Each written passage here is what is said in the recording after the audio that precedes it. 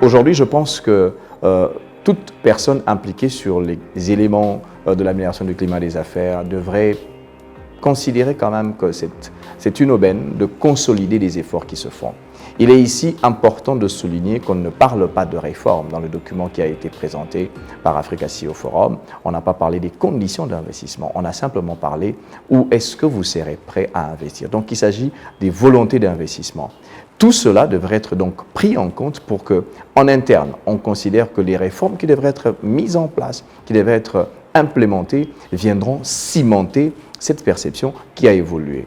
C'est un effort de plusieurs services, c'est un effort certainement de l'ANAPI, je ne peux que plaider pour notre propre chapelle, mais c'est un effort aussi, je dois le dire, de l'actuel président de la République, son Excellence Félix Antoine Tshisekedi, qui a montré un intérêt important au secteur privé en disant « venez investir ici ». Non seulement le secteur privé à l'extérieur, pour ne pas dire étranger, mais au secteur privé local aussi.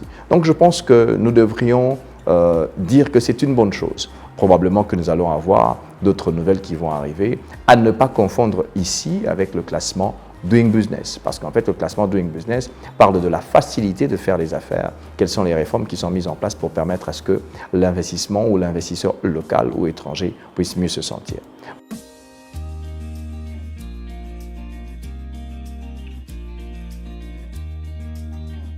Ce message est une aubaine, ce message est aussi une pression pour toutes ces personnes qui, normalement, devraient être en face des investisseurs étrangers qui doivent venir ici en RDC à la faveur de ce message-là. Pourquoi je dis une pression? Parce qu'en fait, lorsque une perception est positive, les gens vont se dire « je vais aller tenter dans ce pays pour voir si ce que je pense correspond à la réalité sur terrain ». Donc, chacun dans son secteur serait en train de se dire « il ne faut pas que l'on pense ». Que ce qui a été dit en termes de perception n'est pas ce qui est vécu ici. C'est une pression pour différents autres secteurs qui entrent dans les éléments importants de la vie ou de l'assainissement du climat des affaires.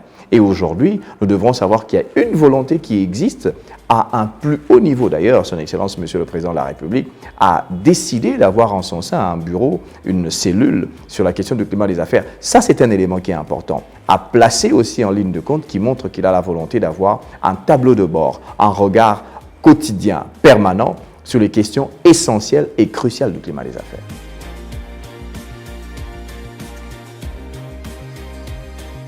C'est vrai que c'est Africa CEO Forum, ça pignon sur rue, la réputation n'est plus à démontrer. Ça veut dire que nous devons avoir un élément africain qui nous permet de pouvoir nous dire, au niveau de l'Afrique, est-ce que nous ne devons pas avoir un outil intra-africain? Nous avons déjà Africa CEO Forum qui est en train de parler de perception. Je pense que nous devrions arriver à faire un doing business intra-africain avec les réalités africaines, avec les problèmes africains, avec les difficultés africaines pour qu'on puisse avoir des évaluations que je peux appeler aujourd'hui up-to-date, à la réalité africaine. À ce moment-là, les 54 pays ou 53 pays en compétition pourraient se dire que, bon, voilà, nous avons quand même un outil panafricaniste qui nous permet de dire nous pouvons être en compétition. Oui, je suis totalement d'accord et je suis en faveur de ce type d'outil.